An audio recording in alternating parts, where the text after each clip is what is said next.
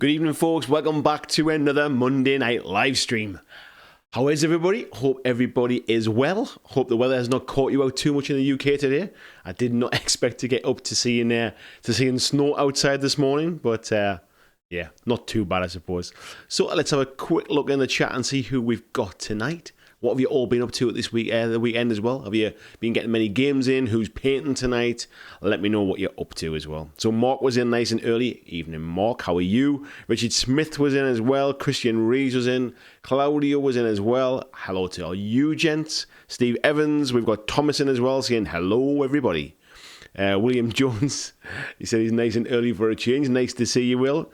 We've got Lee Russ in as well saying evening all. Blizzards. Since last time he was this early, he had dial-up. We've got Coxey's in as well. Peter Nicholas is in. Glenn Griffin's in. Peter Cox.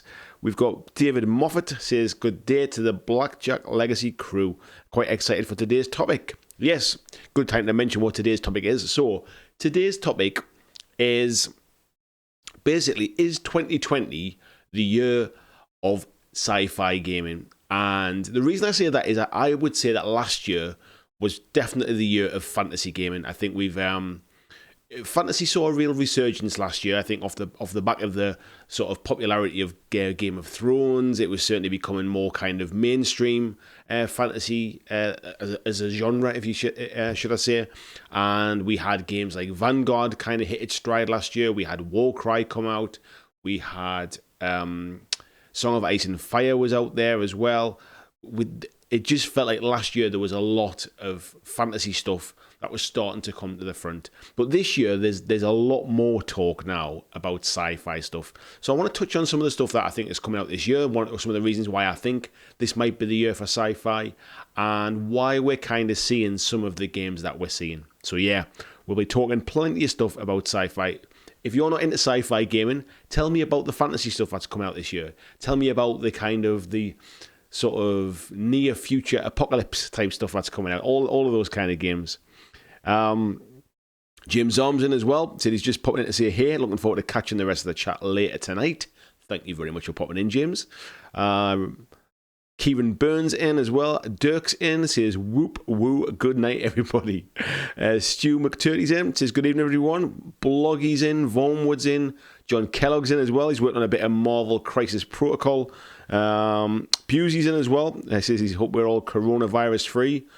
Yeah, it feels like it's picking up again now at the minute, doesn't it? Lee Russ has said he's on topic tonight. He's painting 40k in Infinity. Couldn't ask for better, mate. Mike G's in from Milwaukee, home of the Fonz. Hey. We've got Jim in as well. I was saying that Frostgrave 2.0 is out in the summer. I just saw they'd released what's going to be the cover for that the other day, didn't they? Mark Corley's in, said he's hiding at work watching the live stream. Nick Starkovich is in as well. Hello, Nick. Barry Kleiber's popping in to say hello, and he's totally enjoying the new Judge Dredd from Warlord and Legion in the Clone Wars era. Yeah, I guess when we're talking about sci-fi as well this year, for all Legion isn't a new game, it feels like it's starting to hit its stride a little bit now, which is kind of, I feel like it's finally starting to kind of get to where it should have been from the start, really. Al Krabby's in. We've got King John in as well, saying, hey Andy, and everyone getting deliveries done in the Texas Panhandle. Well, I hope you're nice and safe, mate. Hope everything's well. Steve's in his first time watching live. Thank you very much, Steve. Hope it's not your last one, mate. Thank you for coming in. Adam Edgar's saying g'day to Jackers of the Black. Nick saying it's his first time live as well from Boise, Idaho. It seems like we're getting more and more of a bit of a US contingent now, which I like that. It's nice to see people from all over the world involved. But I definitely, once this all gets kind of full-time stuff, I definitely have to try and get a better kind of time zone for you folks. Tim Kelly's in as well, saying evening all. Mark Shaw Griffiths is in as well. Says, did you do that pledge on Defiance? I'm still weighing it up, mate. I'm really pleased you pointed me in the right direction, because I logged in for the email and I got an email notification the next day to say it had gone live. So I've been looking into it, and I'm really torn about at what pledge level to go in at. Do I just get the core set? But because it's Kickstarter only, I'm always kind of worried about missing out on stuff. So I'm toying it up, mate. But we'll come on to that. We'll come on to Defiance at some point soon. Ted Williams is in. Said he's finally made it. He's painting some AdMech for 40k. Welcome, Ted. Hope you're well, fella. Jipman says Legions has release issues again, where I think the Separatist tank won't be out in time for the US Masters. I think anything to do with FFG when it comes to that kind of a game with miniatures, they always seem to get their releases a little bit kind of not the best, if you like. But I think from the folks I've been talking to, Skirmish has really kind of sort of brought a bit of fun back into it as well. And there's a lot of choice now compared to where we were maybe like 18 months ago.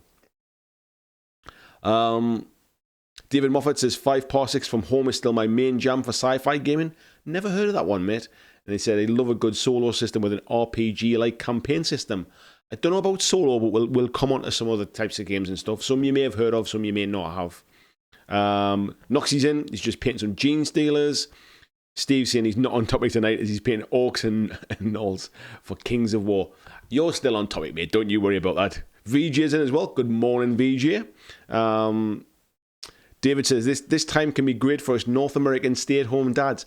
I have no intention of ever stopping this Monday night live stream, but I do sort of, when I get more time, my plan is to try and do another one during the week, which is a bit of a better time zone for folks over in the US as well, because I feel like we're starting to get more of a US contingent coming in now as well. So, Paul McElroy's in. Hello, Paul. Mark said he's been playing Arkham Horror this weekend, really enjoying it. Glenn Seymour's in. Hello, buddy. Mur is in as well, saying evening, you lovely lot. Daniel Engel's in as well. And Mur says he's logged into the wrong account. I'm sure we'll find out who Mur is then. So, without further ado, why don't we just crack on and let's have a chat about the topic tonight. So yes, 2020, the year of sci-fi gaming. As I mentioned before, I think last year was very much more fantasy heavy, I think. Warcry stole quite a bit of thunder. It was the kind of the release really that Kill Team could have been maybe. And I think one thing that really kind of stopped some companies branching out into the sci-fi universe is the fact that 40k, Warhammer 40k, is such a behemoth of a game. Like the world, the lore, the background, the miniatures, everything it's so big and it's so kind of expansive that everybody else seems to struggle a little bit when they try and launch those kind of big scale sci-fi games. So if you think Mantic have their Warpath game, and that's not really kind of caught on. I've heard good things about it. I've never played it personally, but it's not really took off. And I think even Mantic would admit it's not really hit the heights that they would have liked. Certainly not in the way that Kings of War took off from a fantasy perspective. From a Warlord Games perspective, obviously Bolt Action being their big kind of money spinner. They have Gates of Antares as well.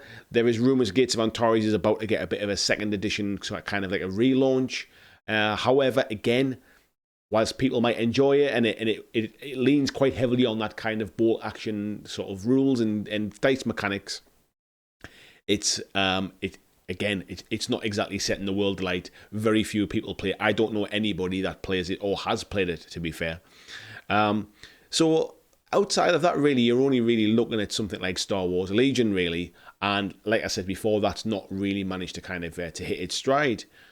But this year, there is a number of companies with kind of bigger games, if you like, are starting to either relaunch new versions of them, or they're launching new games, or we're starting to see kind of some more of the kind of boutique-y, almost niche games starting to come through into the sci-fi universe as well. So what I'm going to do is, if I can flick across to here, you will see on your screen, this is Warcaster.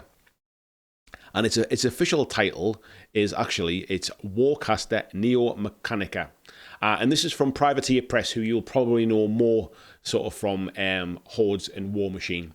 And they have a Kickstarter that's coming soon, which is a sci-fi game. We'll just call it Warcaster from now on. And don't be put off too much by the fact that it's Kickstarter, because actually they're going to start shipping the first wave of this in June. So a lot of this is already done, really. A lot of people will say, why would they be launching on Kickstarter? Have they not got any money? Are they in trouble? That kind of stuff. That's not the case. They've basically said that in this day and age, it makes sense to go on Kickstarter. It generates a lot of marketing. It generates a big audience up front, which then gets retailers excited about it and distributors excited about it, as there's a ready-made audience for the follow-up waves. And it basically gets the game into lots of people's hands very quickly. It also has the added benefit that that Privateer Press will make a few more pounds out of it as well, probably. So, yes, so Warcaster, I'm just looking at my screens here, you can see a little bit of the artwork there as well, which I must admit, it has got a very Infinity vibe about it.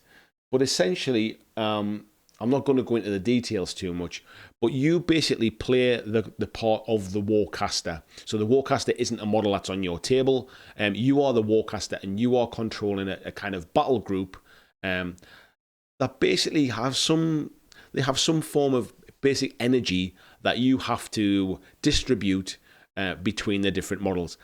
My assumption is it's something a little bit like how Focus and Fury work in Hordes and War Machine, but I imagine it'll be tweaked to not just be that. Now, it is a two-player game. It's games, it says, will last about 60 to 90 minutes. The miniature scale is 35 millimeters, so they're going to be quite a nice kind of chunky size. We're talking about between 20 and 30 models per side, and from what I've understood, from what I've read about it, they won't necessarily all be on the board at the same time, and I think as models are destroyed, they can come back on again, which is quite interesting. And the game will play on a 4 foot by 4 foot table. Again, there's some nice artwork there again, which it definitely has that Ghost in the Shell kind of Akira Infinity aesthetic to it. And this is telling you what a Warcaster is. And basically it says, in Warcaster, you are the Warcaster. You are not a pawn on the tabletop. You are the god making the moves. Charged with the valuable Arcanessence, you will customize your powers and the loadout of your warjacks. Choose the composition of your battle force and lay waste to all that stands before you. So it sounds quite interesting. And as we scroll down here as well, there are a number of very nice artworks. Shows you some of the miniatures. And as I mentioned before, I think the first two factions will ship in June time. So there's more to follow. There's some, I think those are the two factions that will come with the first wave as well. One is, do they have names on them here? I'm not sure if they have names on this. I don't think they do actually, but yeah. And there's another kind of image there as well, which is particularly nice. So I quite like the look of this, I'll be honest. I used to play a lot of Hordes and War Machine many, many years ago, and I quite enjoyed the game. It got a little bit out of hand when it went to third, like sort of Prime 3 or whatever it was called. I was sort of part of the second edition or Prime 2 when it was out, and it was a fun game, but it was one of those games, a bit like Guild Ball, where you basically, once you know the game inside out is when you really kind of sort of you come into a different way of playing the game. Really, you can just play for fun, but it's almost a little bit like a puzzle game that you used to be able to kind of think three or four moves ahead and be able to see exactly where everything needed to be to kind of launch that kind of cast to kill, or to be able to kind of it was very scenario driven as well. So yeah, it's something that I'm very interested in. I'm going to be watching that one with a lot of interest. I'm also off to Adepticon in a few weeks' time. I've set up a number of meetings with different companies while I'm out there. So Privateer Press, I've contacted, they've not got back to me yet, but I have set up, so I will be speaking with the guys at Weird Miniatures. I've been in contact with them, and I've got some time with those. I'll be speaking to the folks at Corvus Belli as well with Infinity. I've set up some time with them. I've spoken to Sean, who's at some Metal King Studio, who do what's it called again? How embarrassing, I've forgotten the name of the game. It's the fantasy skirmish game. I forgot the name now, but I've set up a meeting with him as well. So I've got a number of different people that I'm speaking to when I'm out there. I'm hoping to spend some time with Privateer Press and be able to have a look at this game as well and find out a little bit more about it.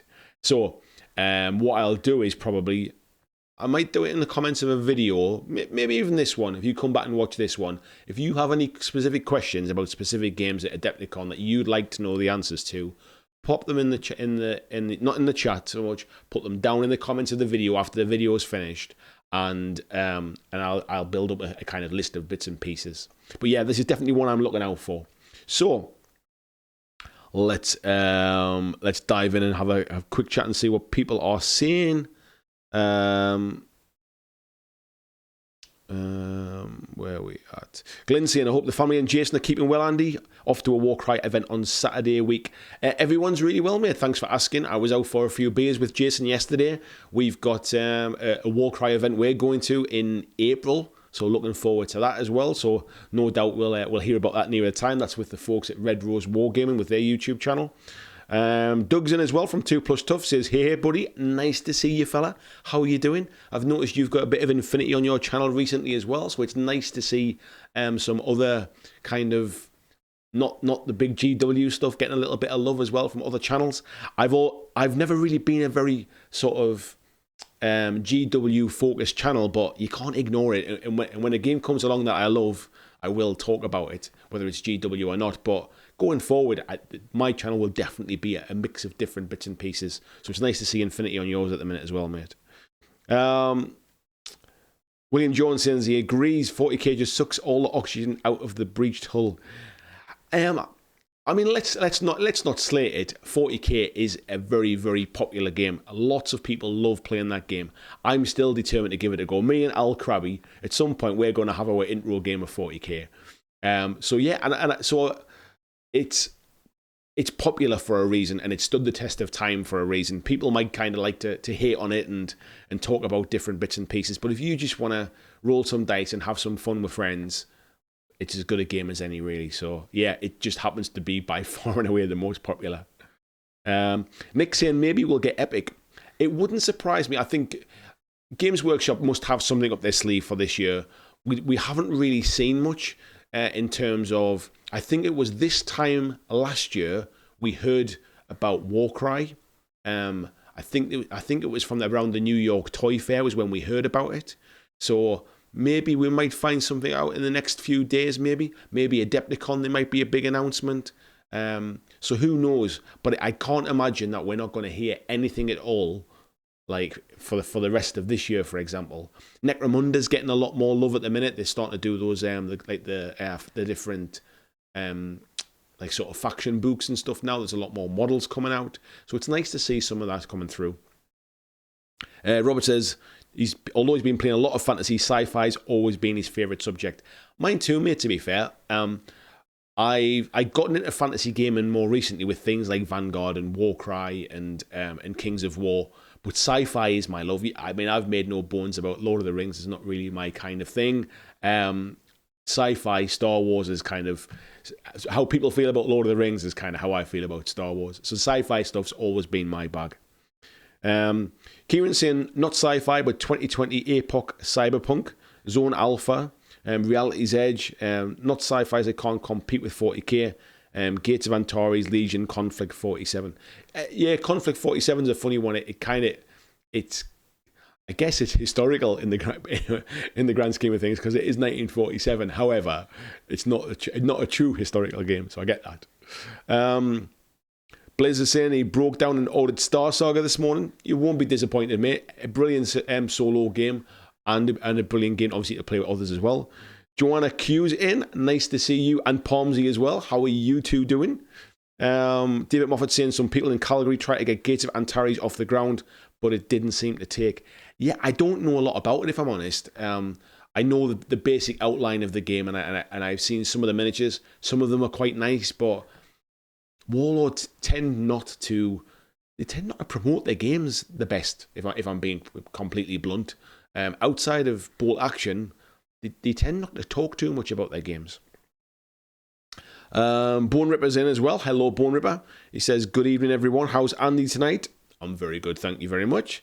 And he says, any good suggestions for any good solo games? I'm sure there'll be a few in the chat as well, but I'll pop into some. We'll go through some more sci-fi stuff, and then I'll mention some some solo games, sorry. Daniel's just said he's ordered Chronicles of Crime after checking it out. Finally a game that my girl will play, other than Clue. Thanks for bringing my attention to that on last week's live stream. You are welcome, buddy, and I hope you enjoy it. Where are we at? Voltman says, a tenner, they don't ship in June. Well, apparently they're giving themselves a bit of a hard kind of target because they want to ship. They want it to be ready anyway. They want it to be ready for their lock and load, which is Privateer Press's kind of celebration event that they have every year. So their aim has always been, even before they even announced this, was always to have it ready for lock and load. So it may start shipping in June and deliver a little bit later, but I think the plan is to have it ready to go then. Where are we at? Glenn says, why did their other game, Warmer Hordes, decline? I think it's still relatively popular. It's not as popular as it has been. From my experience, when they moved to 3rd edition, I think they lost the essence of what War Machine was about. And it started to get a bit too big in scale. And I think the game got a little bit clunky at that point in time. We started to get the big gargantuans in and kind of the huge big sort of... There was some huge models in that game. I remember I played Trollbloods when I was playing Hordes. And there was a huge big kind of... Was it the Mountain King, I think it was? It was a beautiful model, but it was just huge. And they were quite expensive, actually, because they were all resin as well. Excuse me. I think it just kind of lost its way. I think sometimes what happens is... 1st edition comes out. 2nd edition comes and kind of repairs some of the things that didn't quite work in 1st edition. And then 3rd edition sometimes tends to be the one where they're looking to reinvent the wheel. They've got to do something different to kind of keep the game alive. And unfortunately for War Machine, I think it maybe lost a little bit of its kind of its target focus, I think. Mercer, you said Akira, I'm interested now. I'm quite a big fan of that kind of very kind of anime-esque sort of imagery, if you like. You don't see a lot of it these days, to be fair. Where are we at?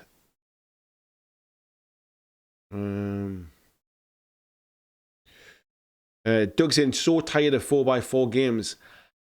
I'll be honest, I would have liked to have seen it being 3x3. I'm really surprised it's 4x4 because when we're talking 20 to 30 models, it's not a huge amount. And I know they are slightly bigger scale at like 35mm, I think it said.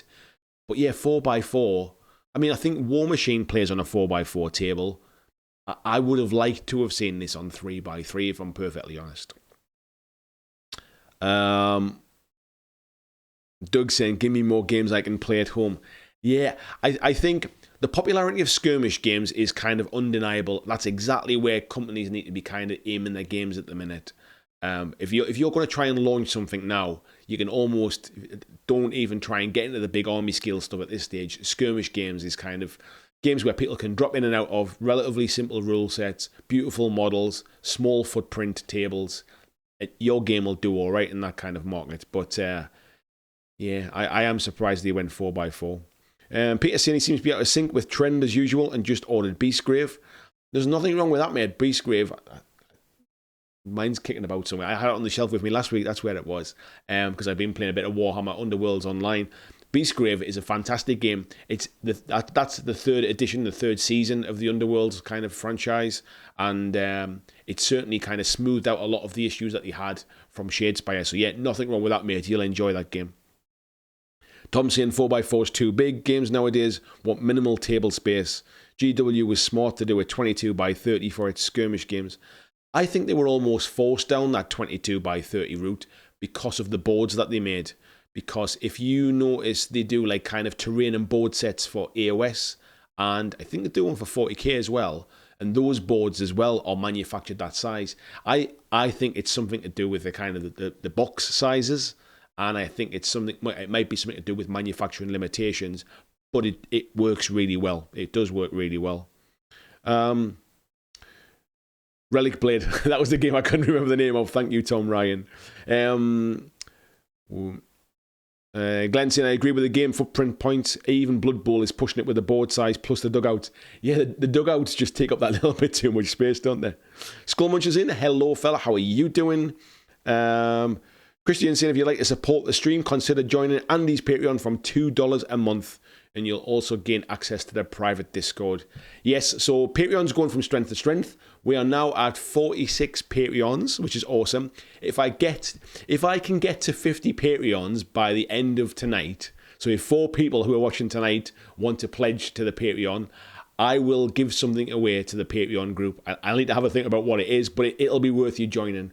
Remember, $2 gets you into the Discord group, $5 and above also gets you into the monthly podcast that will be starting from March, which is only a couple of weeks away now. So yeah, looking forward to getting that one launched for you all as well. And there's some other kind of bonuses a little bit higher up as well. So yeah, please do check that out. Even if you want to do it as a one-off payment, that's really appreciated as well. Thank you very much.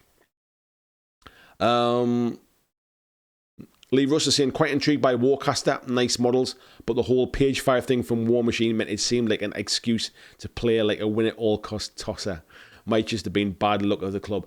Do you know what it is? I think that kind of page 5 thing set a real attitude about that game. And I think at the time, it was quite bold. It was a bit of a bold statement, and it was going up against 40k. There wasn't a lot of other stuff out there at the time. And it set itself up as a very competitive game, where 40k was getting a lot of flack for, excuse me while I open my water bottle, 40k was getting a lot of flack for being a little bit unbalanced. I think we're probably talking around maybe 5th edition about it being unbalanced.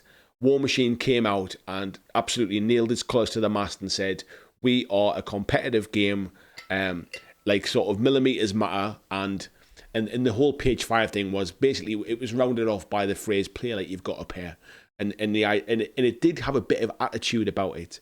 I think the longer that went on, it started to wear a bit thin, and some of the community were quite win at all costs, I think. I mean, a lot of that community basically kind of transitioned from Warhammer Fantasy. When Warhammer Fantasy started going down the pan a little bit, and I'm thinking back, that might have been around 6th edition Fantasy, actually. A lot of people jumped ship and went across to War Machine because they were looking for a very competitive game. And then when War Machine started to drift away, a lot of that crowd went over and jumped into Guild Ball. So I think those are the spiritual successes. I hope Privateer Press have kind of learned from that.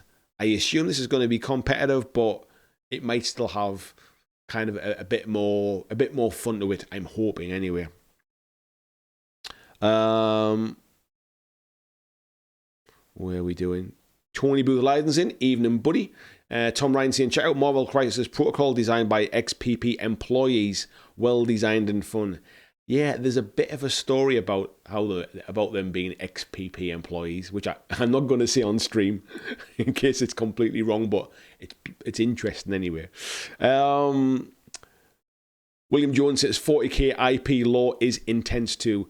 I guess it's intense by the sheer volume of it. I think that's probably sort of some of the reasons. Simon Morton's in. Good evening, Simon.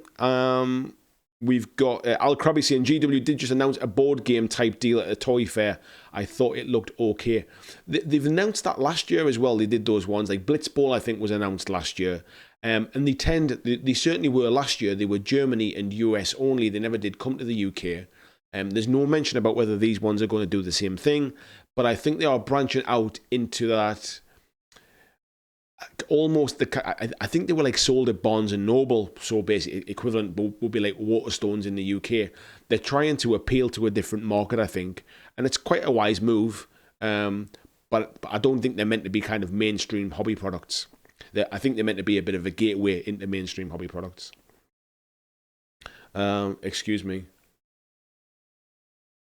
Richard Smith says Glass Half Dead reckons Kill Team might be getting a major release this year. It wouldn't surprise me, after the success of Warcry, it wouldn't surprise me if Kill Team had a bit of an update. And especially with games like Warcaster coming out and some others I'll be talking about soon, I can imagine that Sci-Fi skirmish game might just need a little bit of tinkering. So it wouldn't surprise me, mate. David Moffat says, I find Sci-Fi easier to play because I'm not as picky about what I play. When it comes to fantasy, there's really only a few race types I'll field. I think fantasy tends to get stuck in the old tropes of very much the J.R. Tolkien kind of lore, if you like. Pretty much most fantasy games that come out seem to stick to those old, tried and tested kind of routes. Where when you come to sci-fi, I think people are willing to sort of do their own thing a little bit because it doesn't need to abide by sort of old school fantasy rules, if you like. Tim says, have any of you played Star Breach? Rules are free, bolt action mechanic, use whatever. Do you know what it is, mate? That is probably a good time to talk about Star Breach. If I can find where my cursor is on my screen. So let's go across. So Star Breach, again, is, if I can come up here, is a relatively new game, to be fair, and it's been on Kickstarter to fund a softback rulebook. You can pick up the rules as a PDF. And basically, you can use any models you want. As Tim said there, it uses a very similar to bolt action kind of dice mechanic, where you'll have like advance, hold, like go to ground, that kind of stuff on the different sides of the dice, and you basically give your units different orders that way, a bit like the order dice. I'm not sure what the name of the company is. Slow Death Games are the name of the company that are basically release it. And yeah, so Star Breach First Edition Deluxe PDF, and you can purchase it there. So the Deluxe one is $10 for the PDF, and there is a free First Edition one that you can download. So the game, let me see if I can. Here is the PDF here. So this PDF is free with all of the rules in. It's miniature agnostic, so you can use whatever miniatures you want. So if you've got miniatures lying around and the rules are free and you want to give it a try, I'm hearing a lot of good things about this at the moment. Let me get back to a decent page anyway. Well, let's just leave it there. Yeah, I'm hearing lots of good things about Star Breach. Certainly, if you check out Guerrilla Miniature Games, he's played a couple of games of it not too long ago. There's a few videos online that I've been watching just to kind of see how the game works. It's quite interesting. I've never been a big fan of these kind of like use whatever miniatures you want thing, because I like to know what something is when I see it on the table. So if I'm playing somebody I'm not familiar with, I have to keep remembering, that's a certain model. It's not the model that I'm used to it being, kind of thing. And that's always been a bit of a stumbling block for me.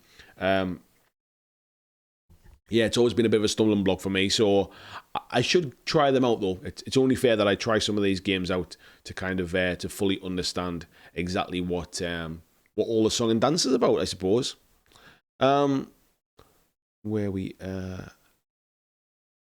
David Moffat saying Star Breach has been pretty fun so far. He's probably yet to play it. Tim Kelly's in saying minis use any minis you like. Yes, that's right, mate. Marco's in. Nice to see you, Marco. He said he's just home and setting up a 7th continent. Good game, mate. Enjoy your game. Where Doug's saying there, the swap to 3rd edition of Warhammer Hordes was the same crash as the switch from Warhammer Fantasy Battle to AOS, but didn't have Phoenix rising from the ashes moment. Yes, it kind of crashed and burned, didn't I? Remember that. I think I just got out of kind of the game at that point, and I was interested in going back in when I heard 3rd edition announced. But yeah, it was just a bit of a shit show, I think. Doug's also saying there, have you tried Infinity? If you like anime style stuff, it's great. I have tried Infinity, mate. Let me just flick across our screen again while we're talking about Infinity. Yes, so Corvus Belli are the company that make the game Infinity. They also make the game Aristea, if anybody has played Aristea, which is kind of the Warhammer Underworlds type sci-fi arena combat game. They announced this a little while ago, so this is their plan for 2020. They do one of these for every year, which I wish more companies would do, to be fair, because it just keeps people interested. So what you'll see here is around end of March time, we've got Adepticon, and this is going to be their official launch of CodeOne, which CodeOne is a new game that they're releasing this year, and is essentially a scaled down version of their main game Infinity. Now, for those that have played Infinity, you will know it's one of those games that, again, you get the best out of it by making it your one and only game, really, putting a lot of time and effort in. There are quite a lot of, actually, I wouldn't say there's a lot of rules, but there's a lot of intricacy to the game with different weapons and different abilities, like things like you can obviously like holographics, you can hack into things as well. There's quite a lot you can do. Infinity is a game that has an automatic reaction order. So as you move out into the open, if you can see an opponent, your opponent can see you and they can shoot at you as you're moving. So your opponent gets to react to your movements. So you really do have to stick to cover. It's a game that really does promote lots of cover and lots of terrain. And it tends to be a very beautiful game to see because of the amount of terrain. The miniatures are first class. I would say that the metal sculpts from Corvus Belli are up there with the quality of Games Workshop stuff from a detail point of view. They're very kind of slender in their build. They're quite a thin miniature, if you like, quite a small, not big, chunky, oversized heroic miniatures, much more kind of sort of normal human scale. And they can be a little bit fiddly to put together at times. However, the quality of the sculpts is fantastic. So CodeOne comes out at Adepticon. I think it comes out as part of, there's a launch box called Operation Cold Storm, I think it's called, which has got, I think it might be, I'm not even going to guess which factions are in there because I can't remember for exact. But yeah, this is going to be almost or think of it like Kill Team to 40k. CodeOne is going to be the Kill Team version with the normal Infinity being the kind of the main kind of full rules game. I think this might be the game, if Corvus Belli do this right, this might be the game that really kind of opens up Infinity to a much wider market. I love the Infinity models. I like the Infinity game. There's just a little bit too rules heavy for me. This could be the game that gets me really interested in Infinity. You'll see there at Gen Con come end of July, early August, N4 is launched. And N4 is basically the 4th edition of their rules for Infinity. And CodeOne and N4 have been designed in tandem so that basically they've been built from the ground again. The N3 rules have been addressed, and CodeOne has been basically built out of that. And I think Corvus Belli themselves understand that it can be quite an investment in time and learning the rules to be able to play Infinity. So CodeOne with the N4 sort of bigger brother rules coming might be quite an interesting one. You also see as well at Gen Con, Defiance is launched. So we were just chatting about Defiance earlier on. Defiance is the kind of RPG-esque dungeon crawler that was kickstarted last year. The Pledge Manager has just opened recently, so if you did miss out on that, there is an opportunity for you to go back in and pledge on that. And then we also see that where we've got that AG there around here. Let me just here. This is linked to Aristea, so there must be some Aristea launches around there at the Interplanetario, I should say, which is their kind of like their lock and load. It's like their annual event. And then it looks like we've got something launching around October time as well. I really like how Corvus Belli do these timelines and let you know what's coming out. So Infinity is another game that is definitely worth checking out. CodeOne will be, if you know any of their kind of the starter box stuff that they do, a bit like Operation Red Veil and Operation Cold Front, I think it was as well. Those kind of boxes, they had a really simplified version of the rules. I think it's going to be somewhere between those boxes and the full kind of N3/N4 rules. So it's something to look forward to. Anyway, excuse me, I've just got a cough a second. Excuse me. Form would say not really been playing sci-fi games much. We like playing a Fallout, as I can only play versus Stepson. So co-op is nice with Fallout. It is a good point. There's not a lot of co-op miniatures games, to be fair. Walking Dead's obviously another one of those as well. But yeah, when it comes to sci-fi, there's not a lot of choice, to be fair. KK saying I've heard good things about Dead Zone. So yeah, Dead Zone. I would like to see Mantic do a bit more with Dead Zone this year. The rules for Dead Zone are really good. I've played not a lot of Dead Zone, I wouldn't say, but I've played enough that I know the game and I can speak about it. There are some really, really clever kind of mechanics in that game. The fact that you don't measure with a tape measure, it's based upon movement between cubes. So line of sight is really obvious. Amount of movement is really obvious. The problem for me is the range of some of the models for Dead Zone are not the best. Some of the early ones, certainly if you buy the Dead Zone starter set, some of the models that are in there, they're not the best quality of kind of materials. There's still some kind of funny restic ones in there, which are almost like a resin plastic mix type thing. The qualities are maybe not the best. It needs an update with some really sort of really nice miniatures, the way that Mantic can make them now. Some of the resins they're doing for Vanguard, for example, I would love to see something like that for Dead Zone. And I think that's sometimes what puts people off. The rules for the game itself, however, are really good. Vaughan Wood saying 4x4 table means more models we need to buy. They are talking about 20 to 30 models for what's it called, Warcaster. However, I still think you could do that on a 3x3 table. Lee saying Infinity is a great game. Only problem is it's very crunchy, easy to get into, because it can be very tough remembering so many rules. Really hope that CodeOne is a slightly lighter alternative. Yeah, I remember listening to your podcast, mate. If anybody hasn't checked out Lee's podcast, Lee and a friend of him do the Average Gamers podcast. Quite a lot of board game stuff in there as well, but there's also like quite a lot of miniatures talk too. If you go back to some of the original episodes, I think they were both playing quite heavily on quite a lot of Infinity at the time. So there's quite a lot of Infinity chat towards the first few episodes. Yeah, that's exactly my opinion of the game, mate, as well. It's essentially quite sort of it's a big. There's a steep climb from coming out of those starter boxes, those intro boxes, getting into the full rule set. There's a real big learning curve there. And I hope CodeOne is kind of somewhere in the middle, sort of deep enough to kind of have a real good game, but not quite so overwhelming. From what I understand, it's essentially different. There's not as many kind of weapon options, if you like. So it kind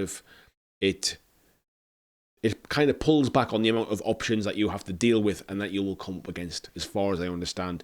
But I am meeting up with Carlos from Corvus Belli when I'm out at Adepticon. We've got some time together to have a meeting, and I'm really looking forward to having a chat with him. Joanna saying, played Beastgrave last night, really enjoyed it. Did you win, Joanna? That's the important one. I know it was a close game from what I saw on Twitter. Mercies, anyone who plays Beastgrave is a friend of mine. Right, let's just jump off the top there. Where was that? trying to dive back in again now. I'll just dive in. Deep Red saying, hail and well met, Legacyers. I'm painting my slow grow army while I listen. Good to hear, mate. I hope it's going well. Claudio says, Dead Zone is awesome and there should be something coming this year too. Smiley face. You must know more than I do then, mate. Yeah, I hope there is something coming for it. Busey saying he's ordered a few bits with my affiliate code earlier. Thank you very much, buddy. If anybody else is shopping, picking up some bits online and you're shopping at Element Games, there is an affiliate link, which I think might either be, it's normally in the comments of all of my videos, in the description of all of my videos, I should say. You basically pay the same discounted price and I get a small commission for sending you there. So it helps the kind of the finances for the channel as well. He's looking forward to the terrain trees and the rules for Warcry bits. Yeah, they're quite nice, those Warcry trees, actually. Claudio said, any recommendations for solo co-op rules for Star Wars Legion? I've not seen any made, but sometimes you do get some fan-made stuff. I just haven't noticed if there has been any made for it. David says, well, I've been waffling on your Patreon for a while, so I've taken the plunge. I'm definitely not stalking it all. The Discord's VG Morph is on. Thank you very much, David. That is, I've just saw that come through on my phone there as well. It might have popped up on the screen, but I can't see the screen from here. So, thank you very much. That is very, very kind of you, buddy. It all goes towards where it's basically going to be my wage soon when I do this full time. So thank you very much. Where are we at? KK says, on a mildly unrelated note, anybody know of any skirmish systems with options for co-op, like a GM sort of figure running scenarios involving multiple players, war bands working together, and about 10 figures per player? Certainly, what's the word I'm thinking of? Core Space from Battle Systems has something like that as well. So you can play the game solo, which means you can also play it co-op as well. And there is an AI which controls kind of the enemies, and also an AI which controls kind of civilians as well, which is quite interesting. The Walking Dead is obviously always a favourite of mine, and I always kind of sing its praises. I think Fallout, you can play solo rules as well. So again, you could play that as co-op, which kind of just sharing the models between you as well. I'm sure there'll be others as well, and I'm sure a few will kind of mention them in the chat. VJ saying Blitzball was announced in 2018. Yeah, but it was at the New York Toy Fair, wasn't it, mate? That was where it was announced. And Season 2, I think it is, has just been announced this year. Claudio saying he has his ticket since last year, but as it stands now, I'm not sure I can make it. Seems not at the minute. Some life-work crisis I have to settle and deadlines just end of February, mid-March. Well, I hope everything works out okay for you, buddy. I hope you do manage to make it. Dovey McCausy's game, evening from PA. I always forget where it is with Chiggers as well. Mercy and the Kill Team update is exact what I need, having bought the original starter set and not played it yet. Yeah, let's hope the update doesn't kind of invalidate the original one then. Slow Death Games have been in as well. Hello, Slow Death Games. How are you doing? These are the folks we've just been talking about Starbreach. It says, just jumping in. Hello from Slow Death Games, Starbreach HQ. Thank you very much for popping in. If you'd like to have a chat any time about doing some stuff with the channel, please do get in touch.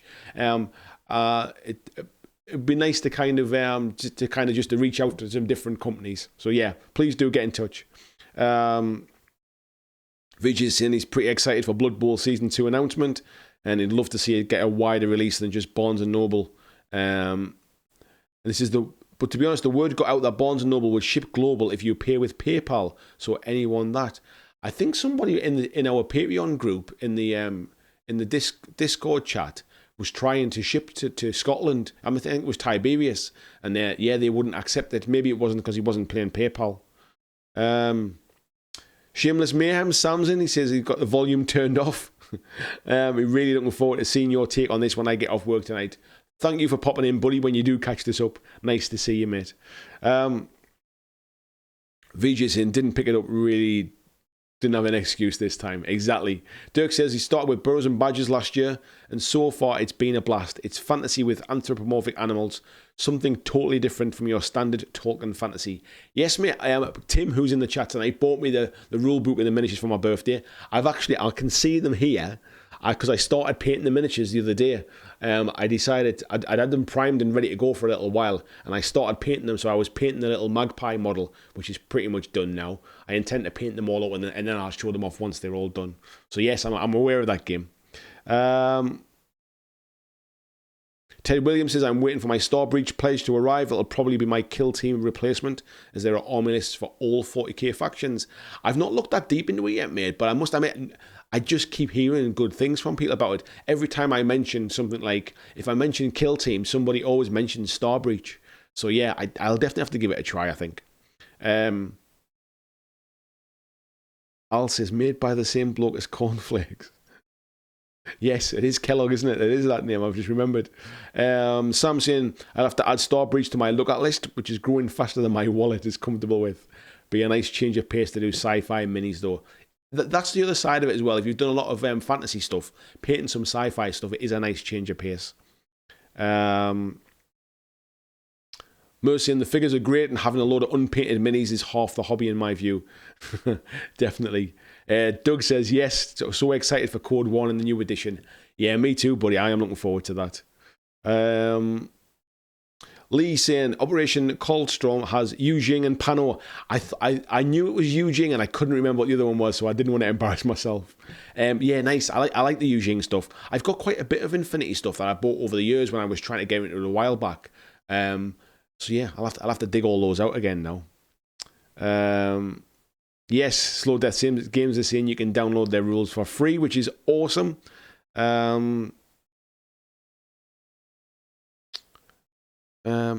Slow Death Games, I don't know if you're still in the chat at the moment. Can I see, is that Wild in the Streets? Is your little logo thing there? Did you make that as well? I've played Wild in the Streets. I had a demo of it at Salute a couple of years ago, and it was quite a cool game, actually. Where are we at?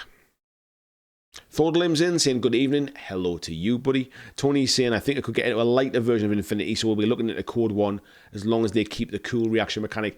I think that's the plan, mate. I think essentially it will. I think they're also talking about having their own kind of tournament stuff for CodeOne as well. So it's not just like an entry. The way the starter box is like an entry point now. This is like a standalone game. It's its own game. You can play this and then not kind of transition to full on Infinity if you don't want to, which is kind of where I see myself going really. David says the first time he's heard of CodeOne, never played Infinity, but grabbed the occasional miniature. The miniatures are beautiful, mate. So I'm looking forward to catching up with Corvus Belli at Adepticon. I'll certainly be kind of doing some interview stuff with them. I'm hoping if I can break them away for enough time to do to maybe even do like a half-hour chat and record it as a podcast for the Patreons as well. So that might be a future podcast as well. William says, Mantic threw a Dead Zone novel into my last order for Kings of War stuff. A nice gesture, and I look forward to reading it. And yes, I know it's a hook, but I'm still able to nibble the bait. Dead Zone is a great game, and it's got a good universe around it as well, to be fair. It's just some of the models I'm a little bit disappointed in, really. That's all I think it is with that. Tony says, I just turned up as you spoke on Dead Zone, mentioned the same thing on Facebook, and I'm with you 100%. Love to see Mantic Gang revisit this. Yeah, I would like to see it get revisited with some new minis. KK says, not like Mantic has ever been particularly strict about what models you use. Yeah, I get that, but then by the same stretch, I tend to like to try and support the companies that make the games, if you like. And for me, it's part of it. Part of the enjoyment of playing a game is picking up the different war bands or the different factions and stuff. So I'd like to support Mantic in it. It's just that there's not some of the Dead Zone stuff's not the nicest. I maybe should go back and revisit it. To be fair, I might see some stuff I like, but yeah, I've got like some of the GCPD or something. Those models, the Enforcers, were awful models when they first came out. Blizzard saying, I think I must have just skipped ahead while I was looking away there. Joanna saying yes, she won. Lee saying thanks for the kind words and the plug. It's on my podcast list, mate. I always listen to it. Looking forward to the next one that you guys do as well. Blizzard saying I think Dead Zone has an expansion for solo player against some, which is just jumped off my screen, some plague zombies or something. I think it's something that's just been created not too long ago, actually, and I've heard of people trying it out. Parseval's in saying good evening, everyone. Good evening, Parseval. Parseval always reminds me of Ready Player One. I love that book. Red Rose Wargaming says evening, Andy and chat. Hello, Anna. How are you doing? Slow Death Games is saying, yes, Wild in the Streets is our game. I'm catching up now. Yes, I did play that. I never put two and two together and realised that was the same. I quite enjoyed that game, actually. It was quite fun. I must give it another try. David Moffat says, having grown up on punk rock, I love the idea of Wild in the Streets. Yeah, it's a bit kind of tongue-in-cheek, really. It's really cool. Slow Death Game says, we came up from California last year and had a great time meeting people and got a lot of people into Wild in the Streets. Will you be at Adepticon this year? We'll be there with Wild in the Streets and Star Breach. I will be there, mate. I'm travelling out. First time I've ever been to Adepticon. I will definitely stop by and come and say hello and demo some of your games as well. Perfect time to try out Star Breach, I suppose. Tom says Dead Zone 3.0 with a new box set would be great. Definitely. Mercy says the black metal Wild in the Streets gang is immense. They are all immense. I'm trying to remember the ones that I played. It was... I can't remember. I can't remember what faction it was, but it was fun. I enjoyed it nonetheless. I mean, it was kind of relatively straightforward rules that they weren't too kind of brain breaking, so that you could just get in and have fun. And it was an opportunity to do... Like, if you've got like Walking Dead kind of scenery, it was a perfect opportunity to use that kind of sort of modern day real world scenery, if you like. So yeah, it could be something I could see myself having another go at. Slow Death Games says that, as you know, Wild in the Streets minis are all based on our friends. We all grew up going to shows and being in bands. I never knew that. That's really cool. It makes it even better, actually. David said, I'd love to see Mantic do more Dead Zone goblins. I don't know a lot of the Dead Zone stuff. Claudio says, just do a petition to Rob Berman from Mantic to create an all-goblin Dead Zone team. Working on one with 3 Grumbots right now. James Taylorson, this is Word. What have I missed? You've missed a little bit, mate, to be fair. We've been going about an hour now. But yeah, you can catch up. Don't worry about that. And James says, a Goblin Dreadball team. Now, that would be cool. So, another game that I wanted to mention tonight, if I can find it on my screen, because my eyesight as an old man is deteriorating. Here we go. And it is a game called Zone Raiders. Now, this is something else. It is open model or model agnostic, basically miniature agnostic game where you can use all of your own miniatures. It's another game that I'm hearing quite a lot about at the minute as well, Zone Raiders. If you go to their website, there's a little video here, which I'll just play around in the background without the sound, just while we're talking. And it says that basically that the ancient data lore tells a legendary post-humans being beings that built this world at the height of their power, science, and hubris. But when living gods abandon their creation, what becomes of it? What we are left with is scattered survivors and scavengers with no purpose but that which we make for ourselves. In the world of Matryoshka, that will have to do. So it sounds very much kind of almost Necromunda-ish, if you like, from that kind of, not post-apocalyptic, but very much kind of sort of scavenging, sort of living amongst the ruins, if you like, type thing. And obviously it's miniature agnostic. You can use any middles you want. And again, there's a demo PDF for you to download for the rules. It says first encounter. You can download the demo teams, and there's also a printable roster as well that you can use. So as you can see from the artwork that's coming through there on the video, it seems very kind of, it's got that same kind of Infinity-esque aesthetic to it as well. So yeah, I definitely think that kind of that we're starting to see more of these games coming out now, where they're rules only, if you like. It's an opportunity because you can almost self-publish now. You can do it through Kickstarter. You can give the rules away as free PDFs, and it gives people an opportunity to use models that they already have. It gives people an opportunity to realize actually that there are some fantastic games out there that are not always sort of made by the big companies, if you like. Like these games are made by people who just love what they do, if you like. So yeah, by all means, sort of download these free PDFs. Certainly for something like Zone Raiders and for Star Breach, and just give them a try. Just give them a read over. Like, you know, what are you losing by giving a free game a try? And just give them some feedback. Give them a little bit of feedback and let them know what you think of their games.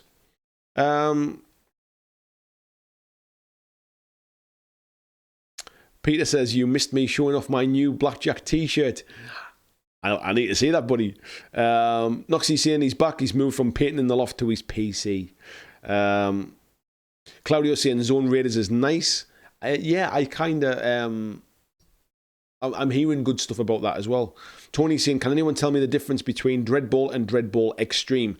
I think the biggest difference is Dreadball is basically just kind of played on a straight pitch, if you like a game of Guild Ball or like a game of football where goals at either end, if you like.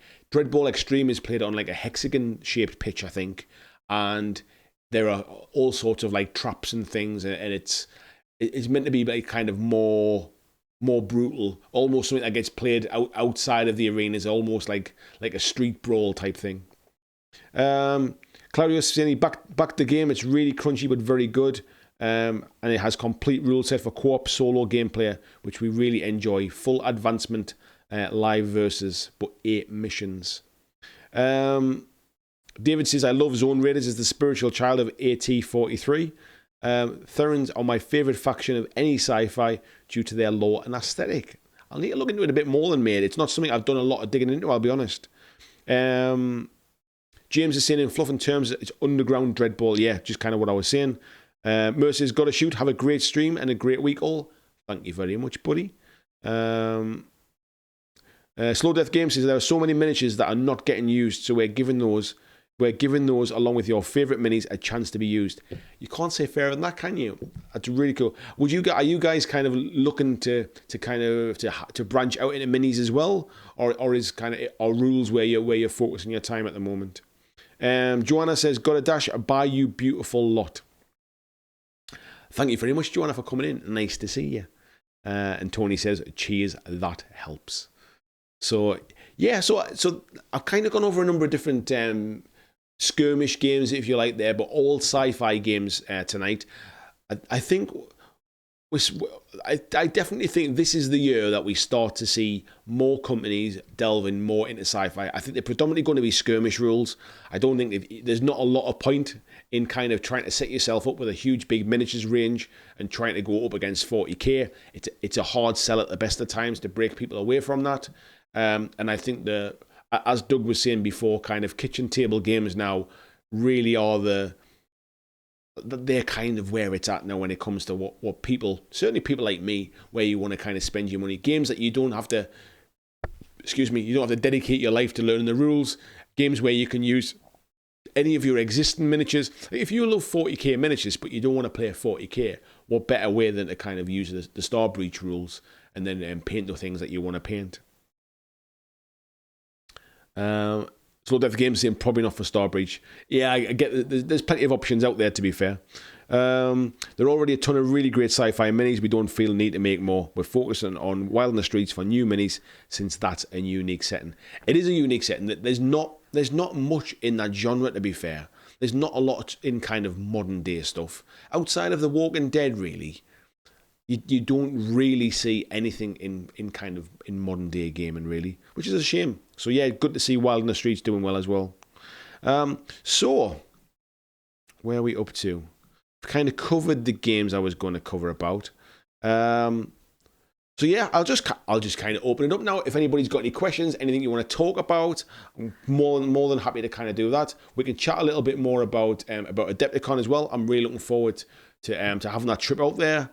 I've got a couple of games of Warcry set up when I'm out there to play as well, so I'll be packing a Warcry warband in my bag as well. I'm looking forward to playing lots of demo games. I'll also be at the Mantic evening as well. Martin from Mantic invited me to go there, so I'm looking forward to that. I think that's on the Saturday evening. I'm there from the Wednesday through to the Sunday, so yeah, I'm looking forward to a nice break. I think I'm also looking forward to just surrounding myself with gamers as well and minis, and just having that kind of almost 24-hour experience of just sort of, I think it's almost kind of like regenerating my love of gaming as well. Not that I fell out with gaming or anything like that, but I think sometimes you need something that basically gives you a bit of a reset and just kind of delves you back into it again. And I think Adepticon's going to do that for me as well. Steve's saying, don't forget Dreadball is a sci-fi game. Yeah, I kind of forget about Dreadball being sci-fi. In the way I almost forget about Dreadball being like a miniatures game. I almost feel like Dreadball's more of a board game. In the same way I think Blood Bowl is more of a board game as well. But it's a top game. Do you know what? I'm of a similar opinion with Dreadball as I am with Dead Zone, to be fair, is that some of the minis are not the best, and I wish they were better. That's my big downfall with some of those games. Slow Death Games says Adepticon is easily my favourite convention. I'm really looking forward to it. I've never been to the States for a convention before. I've been to quite a few in the UK. Things like UK Games Expo, to Salute, to some of the smaller ones. But yeah, it's kind of one of those bucket list places that I've always wanted to go to. Glenn says, have you tried Kill Team Arena, Andy? I tried a video search for it on YouTube, and the most recent videos all seem to be non-English language. I have Kill Team Arena, actually. I bought the box for it, and I've played a couple of games, but I've never played anything on camera or anything like that. All of my stuff's not painted up or anything like that. It's essentially same Kill Team game, but just designed to be a little bit more competitive from the point of view is that the boards are balanced, the terrain's balanced out. It's a lot more kind of black and white about, not this, well, can I see through a window in this building? It's like there's a wall here, you can't see through the wall essentially, but those walls are just like almost sort of drawn onto the boards. So you could either use your own bits of terrain and stuff to block those things out. It's a fun game, but I'll be honest, I like the really nice terrain for the kill team games. I like that. I like those kind of the big old sort of ruined cathedral-esque buildings and stuff. So it's not as visually appealing, but it's a lot tighter when it comes to the rules, to be fair.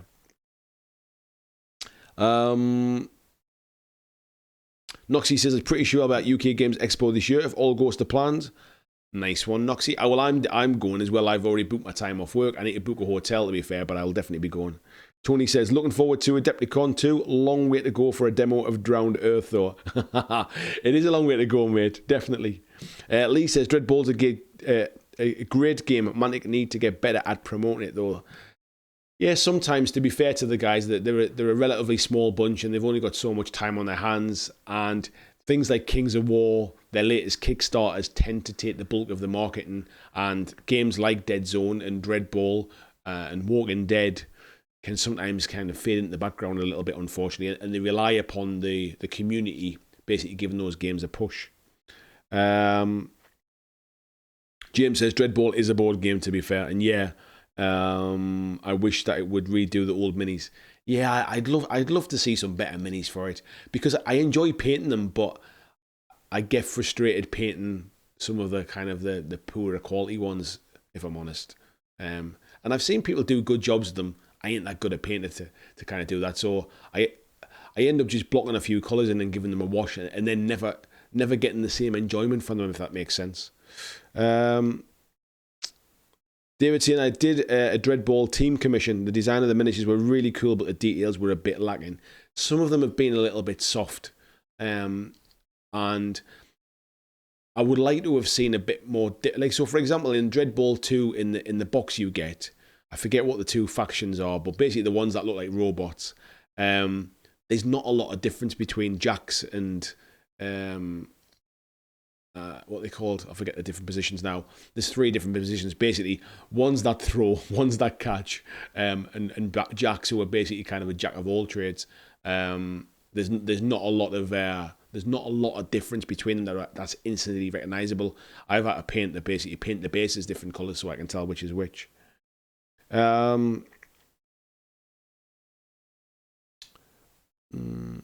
James is saying, Ronnie once told me that they would redo the old models if Dreadball 2 did well enough. As a spectator, I don't think it did, unfortunately.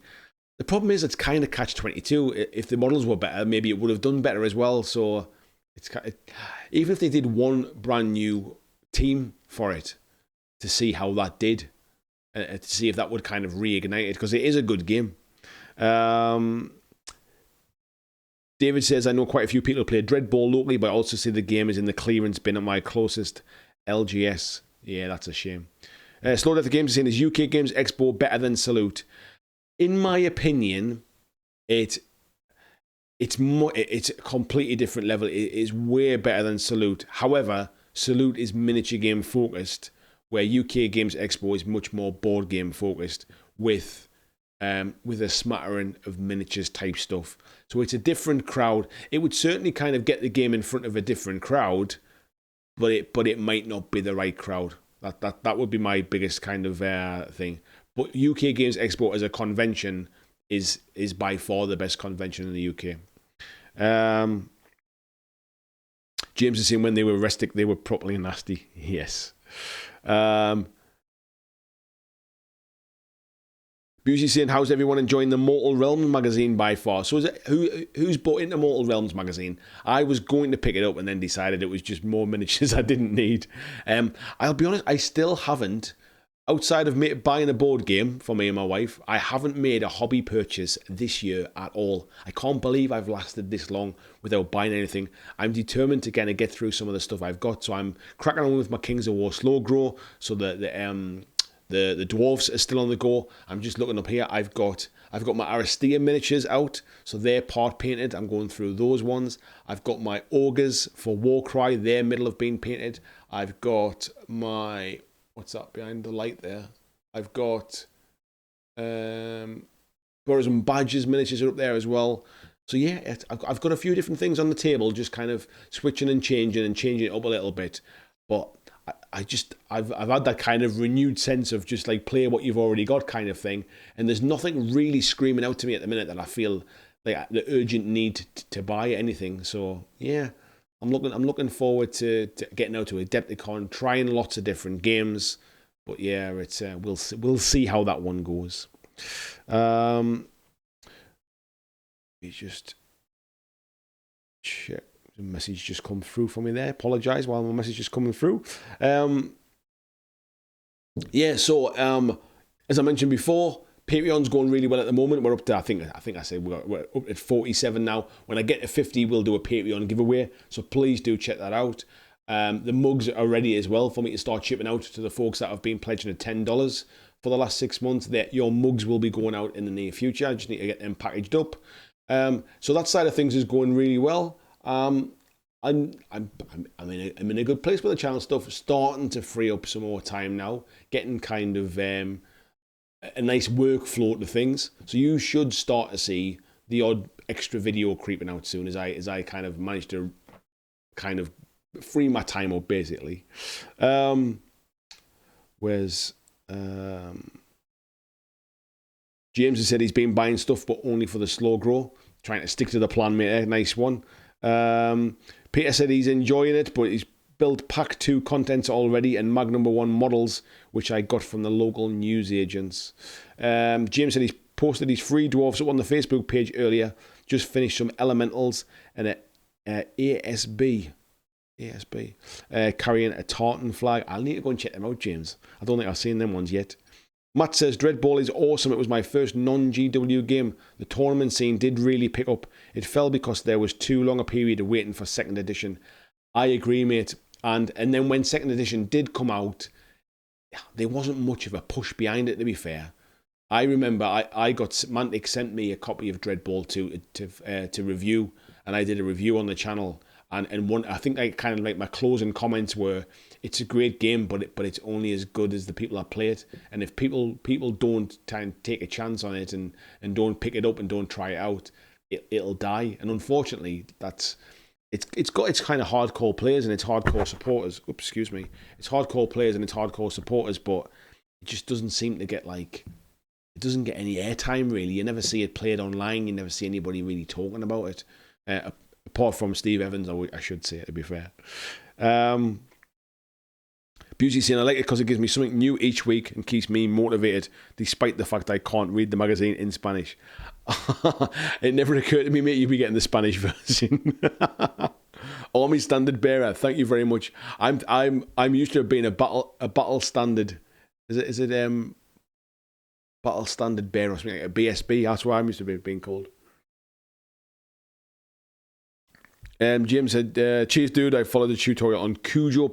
That tutorial for painting tartan on the Cujo one is actually a very good video. He's done some good stuff. I also just saw tonight that Darren Latham has closed down, or is closing down, his YouTube channel. And the rumours, whether they're true or not, the rumours is that he's been forced to do this, or he's been asked to do this by Games Workshop. And now I don't know how true that is, but what's your thoughts on that? I mean, Darren's a hell of a painter. He's been getting a good following going as well. I think he was well up over 20-odd thousand subscribers. What's your thoughts on that? Lizzie Binham says, hence the regular release schedule from GW. Yes, I know exactly what you mean. Warforged says, hi all. Hello, buddy. How you doing? VJ saying, Cujo's tutorials are fantastic. Yeah, he does some good stuff.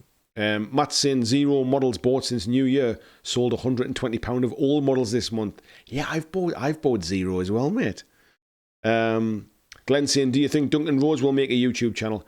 I think he's definitely got something up his sleeve. He's shown some pictures on his Instagram and Twitter that he's bought loads of a camera and recording equipment and stuff. So I think it's only a matter of time. I think potentially he's the kind of guy that he'll have somebody that will fund him. Like he'll have like a kind of like a business backer to kind of get him started. So I don't think it'll be kind of him in a spare bedroom type thing. I think it'll be something a little more professional. So it wouldn't surprise me because I think he'll do well out of something like that. Steve's saying, yeah, well, I am a Mantic fanboy. There's nothing wrong with being a fanboy, mate. Lee saying definitely got to be GW asking him to take his channel down. That was kind of what, from reading what everybody else was talking about, that was definitely the impression that was given from it. And Gene saying he'd like to know more about the particulars before I say too much. I think it seems a little weird that he's just the way he's been communicating about it as well suggests it wasn't his choice. Tim says that's weird. Darren and Cujo are superb. Nice to see Duncan posted non-GW stuff on Instagram. Yeah, he's obviously been painting non-GW stuff for a hell of a long time, but I get the impression that if you work for Games Workshop in certainly like sort of from the main studios, a lot of what your public persona is still part of GW's persona, if you like. And I assume that they're not really meant to be posting kind of pictures of non-GW stuff, really.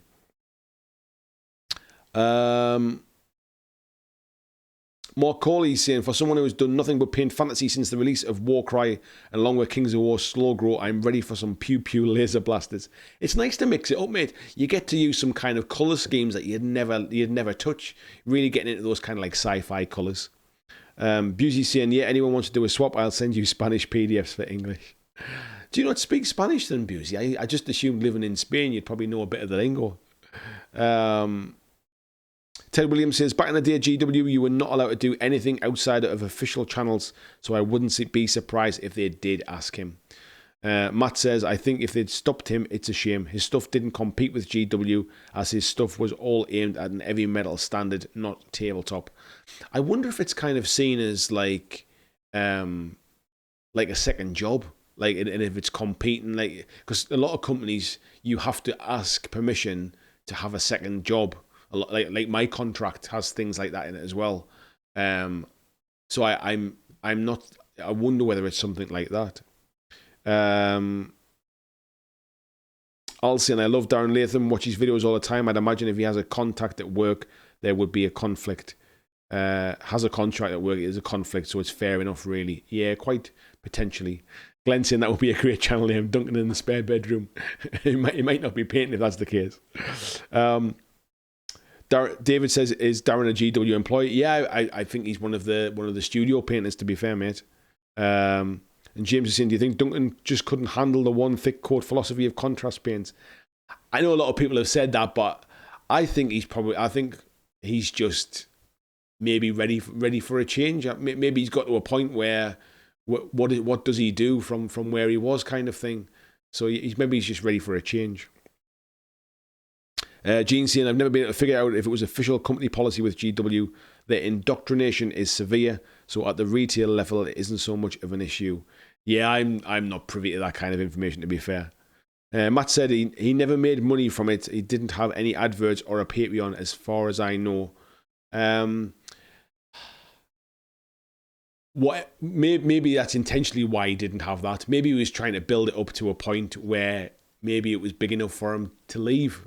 Maybe he was setting it up as a sideline business ready to jump ship, so maybe that's why they've put a block on it. And Ted's saying a non-compete clause in the contract. Who knows, mate? We'll find out one day. Al said, I've already downloaded a lot of these videos from YouTube anyway. It seems a shame to let them go to waste. Yeah, and I think he is. I think he's suggesting people do exactly that before he switches it off. James said that, to be fair, he's pretty internet famous, so I reckon any Duncan Paints channel will hit the ground running. Yeah, there are a lot of people that basically like kind of set up YouTube channels and hit the ground running because they've already got like an online presence, if you like. So for example, like Tabletop Minions, when he started his channel, he was doing some work for Beasts of War as like a US correspondent. So he basically kind of had a little bit of an audience before he started. When Ash started Guerrilla Miniature Games, he'd been doing a lot of Infinity content for mini wargaming. So he'd been doing some stuff with them. So he had a bit of a following when he started.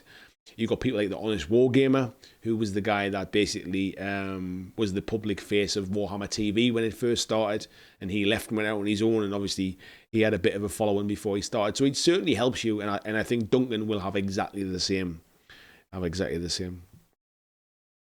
saying, I better grab those Darren Latham videos. Thanks for the tip. No worries, bud.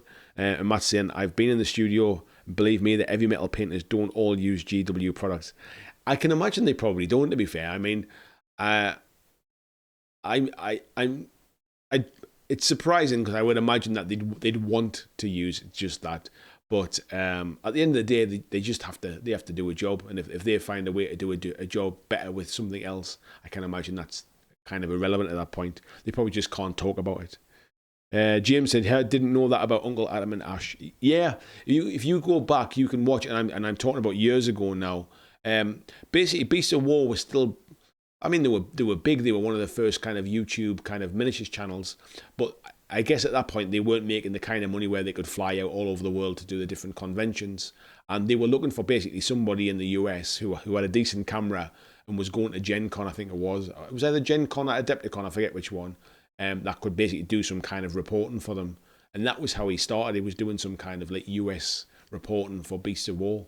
And yeah, Ash, if you go back and look at some of the old, if you look for Infinity or Mini Wargaming, you'll probably find the old Ash videos.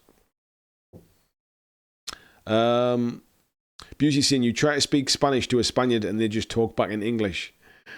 I bet that's quite frustrating if you're trying to learn the lingo. David says, I'm definitely the minimum wage equivalent of YouTube content. Got to work your way from the bottom. That's exactly where I am. I've started from the bottom.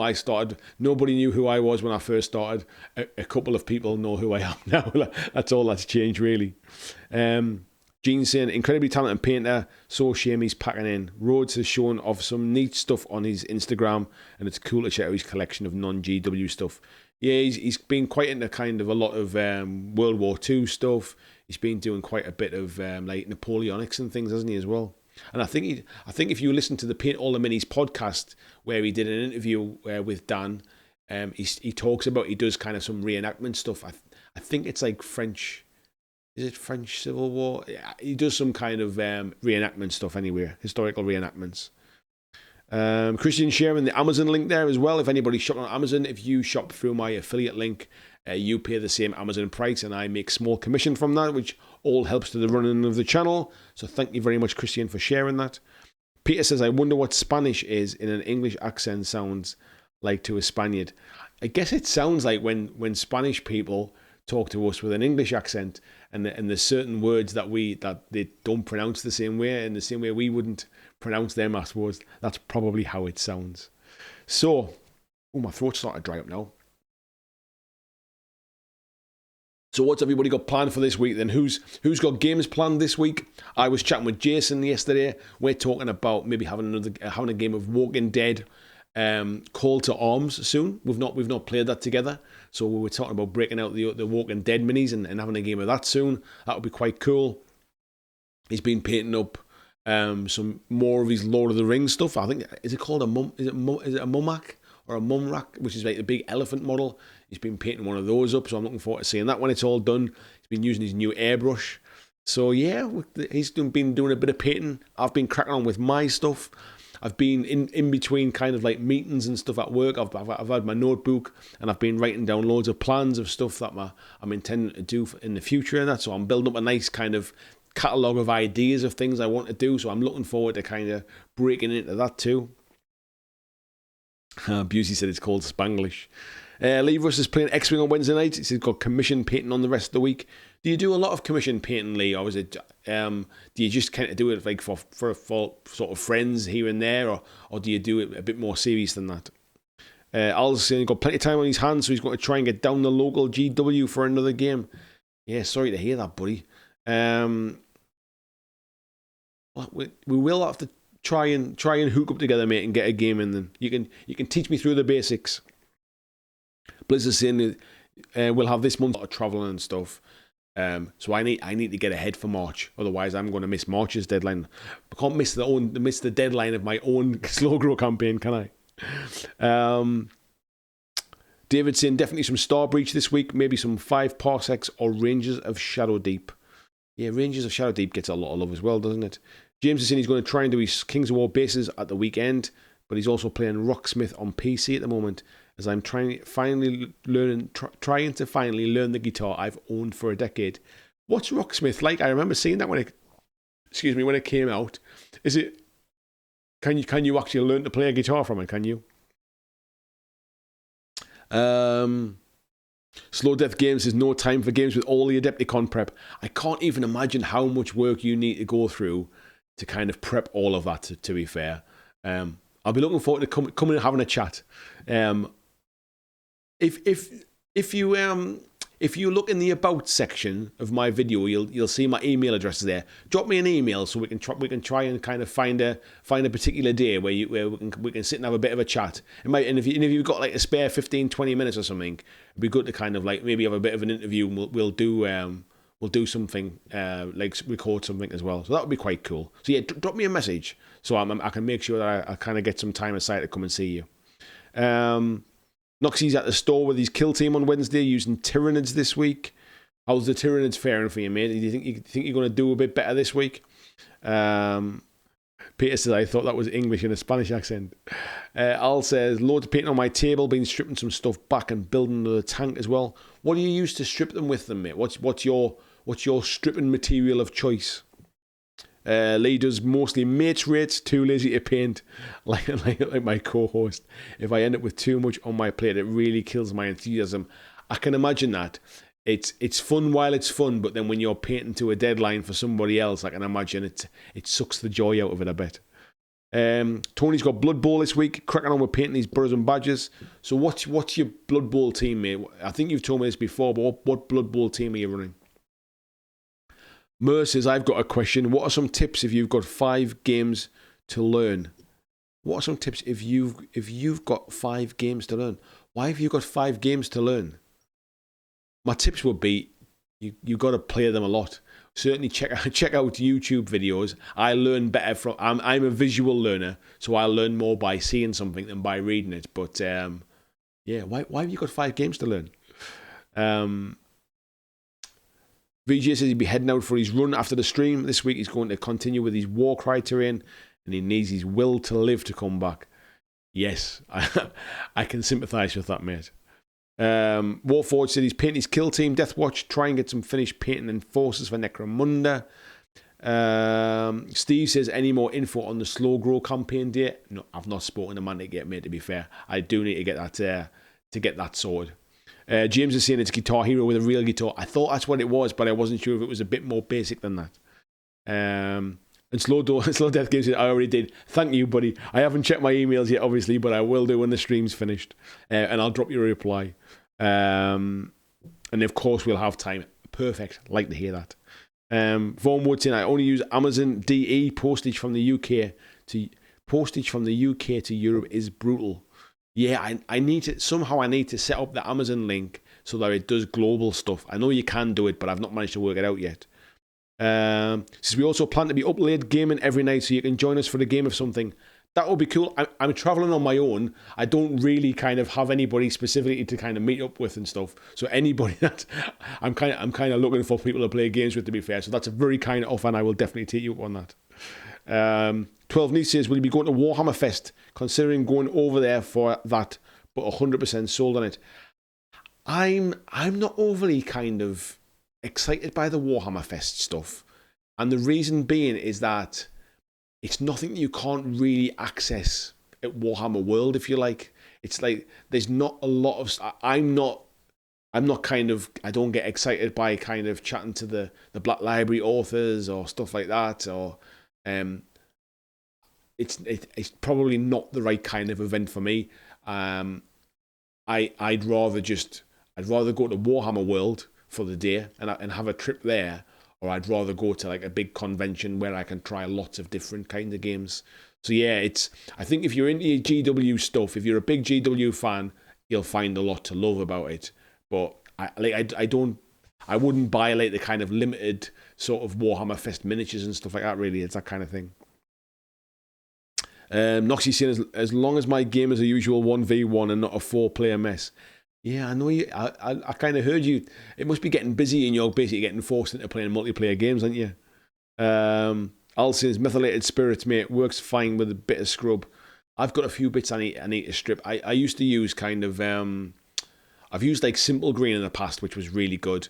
Like the Fairy Power Spray was really good before they changed the formulation. So yeah, it's been a while since I've stripped anything, actually.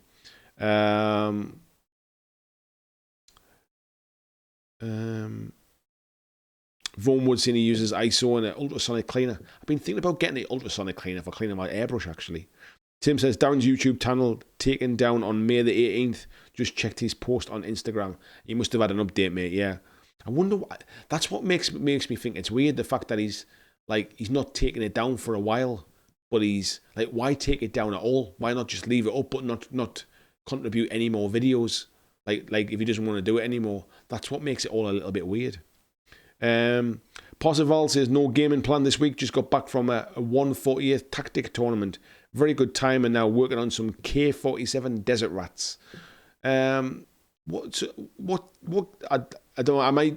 Maybe Tactic is the name of the game. Is that the name of the game that you play, mate? It's not a game I'm familiar with. Peter says he intends to get busy building all the new models coming his way, paint the last of his Death Guard so he can have a completed 40k army. What a nice feeling that'll be, eh? Matt's been painting his Kings of War stuff ready for Franticon. Yeah, that's coming up quick, isn't it, mate? The next weekend. Rob's breaking out an old dead favourite, Mercs. Oh, you don't hear of Mercs so much these days, do you? Slow Death Games saying we usually play late night games with Ash, Sean and Malev from Relic Blade and a few others. Sounds perfect. Count me in if you don't mind me tagging along for a game.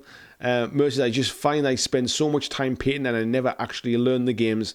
I need to balance it out a bit more. If I spend so much time painting, I never actually learn the game. Right, I know what you mean now, mate. So I like to have painted minis as well. All I would do is I just concentrate on one at a time. So while you're painting minis for one game, so finish the minis for one game and then play that game. And while you're painting up minis for something else, just concentrate on that first game and spend a bit of time. And if it's not for you, if you're not enjoying it or whatever, just move on to the next one when those minis are finished. But set yourself little targets of completing stuff rather than cherry picking from 5 different games, if you like. That's probably the best way to do it.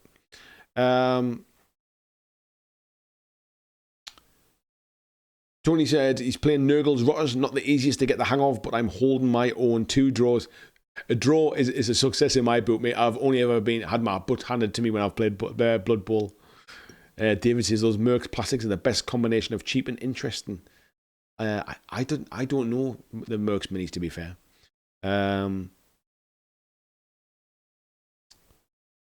Yeah, 12 Neve says, same with me, why waste the money and everything will be online. Yeah, all the big reveals and stuff like that, like, you find out 5 minutes afterwards. Like, so some of my local friends go down, so what they do is they buy a Sunday ticket, and they go down on the Saturday, but they go to Warhammer World on the Saturday, and they basically have a game in Warhammer World, have their lunch in Bugman's, watch the announcements on their phone, go and sit down by the lake, have a few beers and stuff like that, have a night out, and then they go to Warhammer Fest on the Sunday and just kind of have a bit of a moosh around. And I think they enjoy the Saturday better than they enjoy the Sunday. Where we had...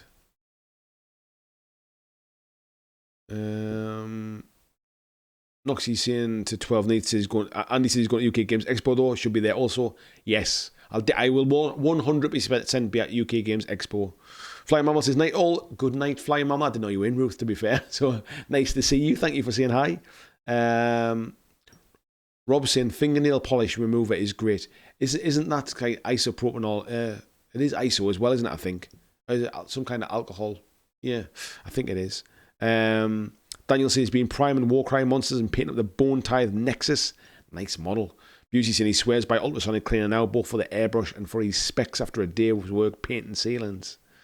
Possible saying it's a World War II skirmish game, 4 to 6 models each.